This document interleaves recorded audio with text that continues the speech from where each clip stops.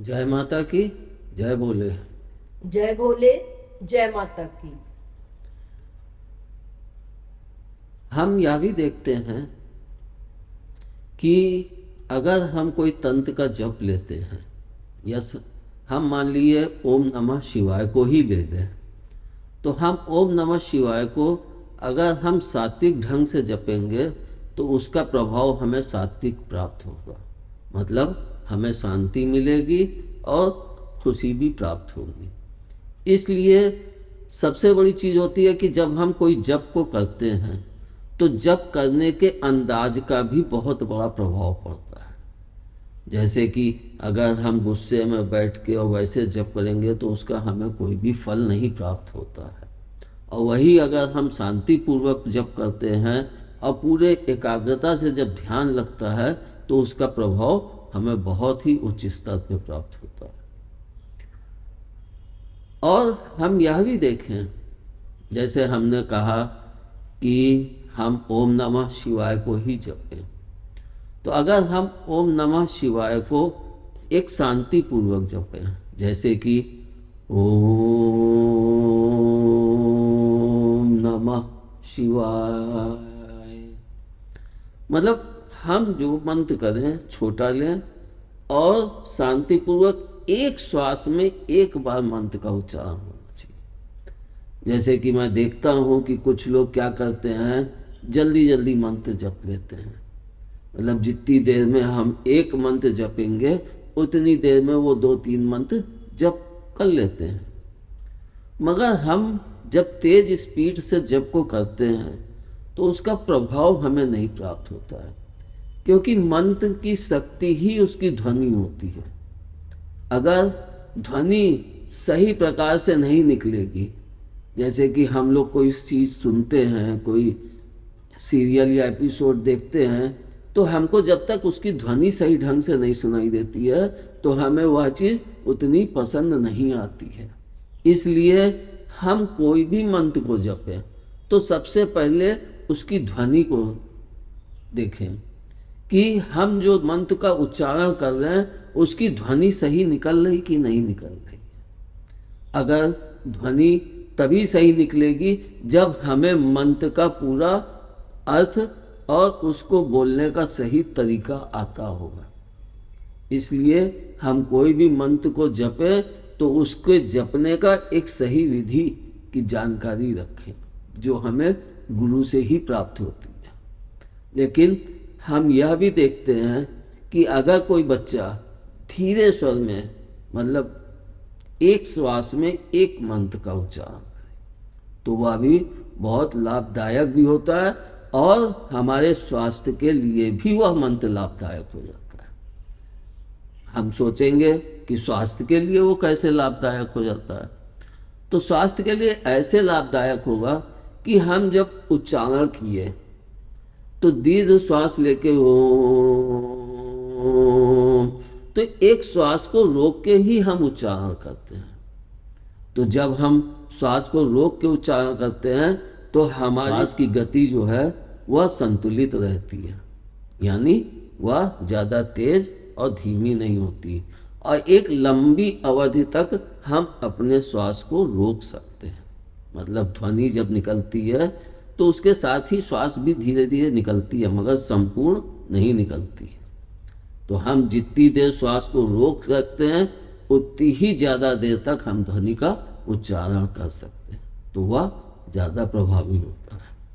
इसी कारण से हमने अपने बच्चों को कभी भी माला लेके नहीं कहा है।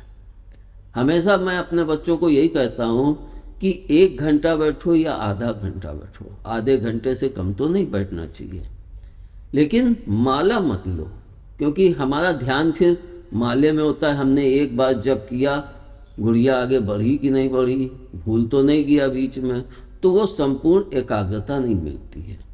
और अगर वही हम आधे या 1 घंटे का अलार्म लगा दें, क्योंकि मोबाइल तो आजकल सभी के पास है और उसमें अलार्म की सुविधा भी उपलब्ध है, तो हम अगर अलार्म लगा के रख दें और उसके पश्चात हम जप को करें तो हम उतनी अवधि तक अपने जप को संपूर्ण और पूर्ण एकाग्रता से कर सकते हैं।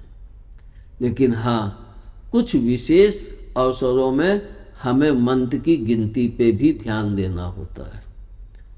तो वह उन लोगों के लिए बेटर है जिनकी माला जपने की आदत होती है, क्योंकि वो फिर चलते जाते हैं मगर उनका ध्यान इधर उधर नहीं भटकता है, क्योंकि उनकी आदत होती है वो माला चलता रहता है।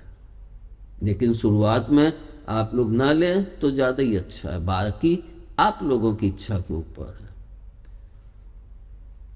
अब हम जपे तो धीमी स्वर में, जैसे हमने जपा ओम नमः शिवाय, तो उसकी जो ध्वनि होगी विस्तारित वह सात्विक होगी और वह हमारे बहुत ही एक खुशी का वहाँ पे वातावरण भी पैदा होगा और एक विशेष अनुभूति शांति की भी वहाँ होगी।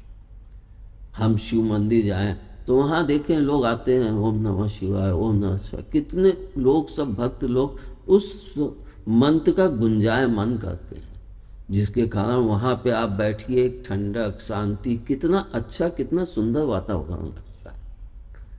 लेकिन अगर हम इसी को तंत्र विधि में करें तो हमारे बोलने की स्पीड तेज हो जाएगी और स्वर जो है वो उच्चतर सीमा से निकलेंगे। जैसे कि हम इसी को जपें तो ओम नमः शिवाय ओम नमः शिवाय ओम नमः शिवाय, तो यह तंत्र में चला जाएगा। क्योंकि तंत्र है ही क्या? तंत्र है हम हठ के द्वारा प्रभु से उन चीज़ों को प्राप्त करें जो वो अपनी इच्छा के अनुसार नहीं दे रहे हैं। लेकिन हम हठ योग करके बैठ गए कि जब तक हमें ये चीज़ नहीं प्राप्त होगी तब तक हम अपने जप से नहीं उठेंगे। लेकिन यह गलत है, यह कभी भी इसको नहीं करना चाहिए। क्योंकि अगर प्रभु से हम वो अपने जो उचित समझें उस हिसाब से वो हमें जो भी देना चाहें, जो भी शक्ति वो देंगे, तो वो हमारे लिए अधिक उपयुक्त होगी, क्योंकि वह सब कुछ जानते समझते हुए हमें वह शक्ति प्रदान कर रहे हैं। लेकिन हम हट करके कि नहीं मुझे तो यही चाहिए, मुझे तो यही चाहिए, तो वह कभी हमारे विनाश का कारण भी बन जाती है। वैसे तो लोग जब शक्ति प्राप्त कर लेते हैं तो उनके अंदर घमंड भी आ जाता है, और वही घमंड बढ़ते बढ़ते इतना बढ़ जाता है कि वह उनको विनाश की तरफ ही ले जाता है। इसलिए मंत्र कोई भी है, जैसे मैंने दुर्गा सप्तशती का ही मंत्र दिया कि इससे आपको उसमें बहुत लाभ होगा, तो हम उसमें जब करेंगे तो उस ढंग से करेंगे तो हमें क्रोध आएगा। लेकिन हम इसको शांति के साथ और धीमे स्वर और प्रेम भरे शब्दों में करेंगे तो यह मंत्र हमारे लिए सात्विक हो जाएगा। सात्विक और तंत्र में फर्क क्या है?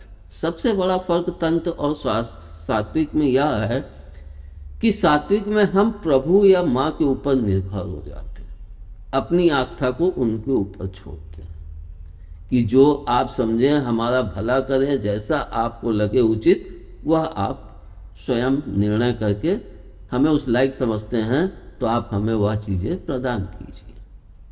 और वही जब हम तंत्र में बढ़ते हैं तो व्यक्ति खुद करने के लिए, क्योंकि उसके अंदर एक पावर होती है, जब वो पावर सर्वाइव होती है तो वो उसको संभाल नहीं पाता है और वो खुद करने के लिए आगे बढ़ जाता है।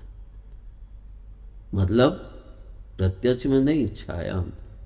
क्योंकि मैंने कहा ना, तंत्र अदृश्य में काम करता है और सात्विक दृश्य में काम करता है, तो वह व्यक्ति बढ़ने लगता है। मैंने भी ऐसा कई बार किया और इस चीज़ का बहुत अच्छे से प्रभु ने हमें एहसास भी कराया। लेकिन हमें जब भी जपना है हट ना करें, क्योंकि हट ही हमें नीचे की तरफ ले जाती है। हाँ, हमें सोच समझ के अच्छे से विचार करके कि हम कौन सा मंत्र चुने, कौन सा वो है, तो उसको हम करें। और जब हम सात्विक ढंग से करेंगे तो वह मंत्र हम एक लंबी अवधि तक कर सकते हैं, और अगर हमारी इच्छा हो तो जीवन पर्यंत भी कर सकते हैं।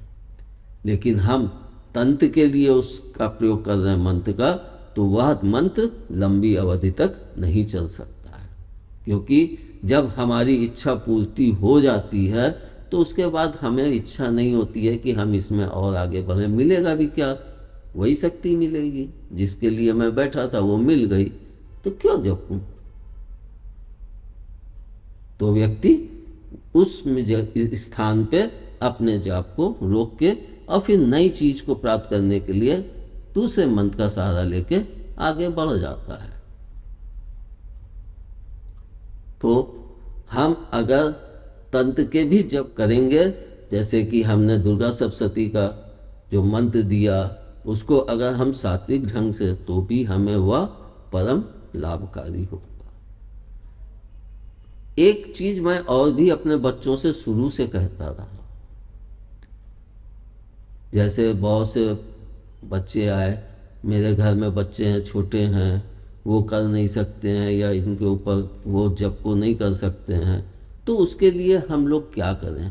तब मैं उनको हमेशा यही कहता था कि अगर उस जगह बैठ, वहाँ जहाँ पे भी आप बैठ के जप कर रहे हैं, वहाँ पे एक गिलास या गिलासिया छोटी सी या बड़ी जो भी ले, उसको रख के अपने सामने ही रखें, ताकि आप जो जप कर रहे हैं उससे जो आपका तेज उत्पन्न होगा वह उसमें समाहित हो जाएगा। तो जब उसमें वह पावर समाहित होती है तो हम देखें पहले कि हम इसको प्रयोग क्यों कर रहे हैं। जब हम जप करते हैं तो जप हमारा या तो यहाँ से निकलता है, लेकिन यहाँ से हर एक का जप नहीं निकलता है, तो फिर मुंह से तो सभी का निकलता है और दिल और दिमाग से निकलता है। मतलब मंत्र का उच्चारण 3 स्थान से होता है, लेकिन कौन व्यक्ति किस जगह से कैसे, उसके ऊपर निर्भर होता है, वह किस ऊंचाई तक पहुंचा है और किस लेवल पे मंत्र का जाप कर रहा है, या उस पर निर्भर होता है।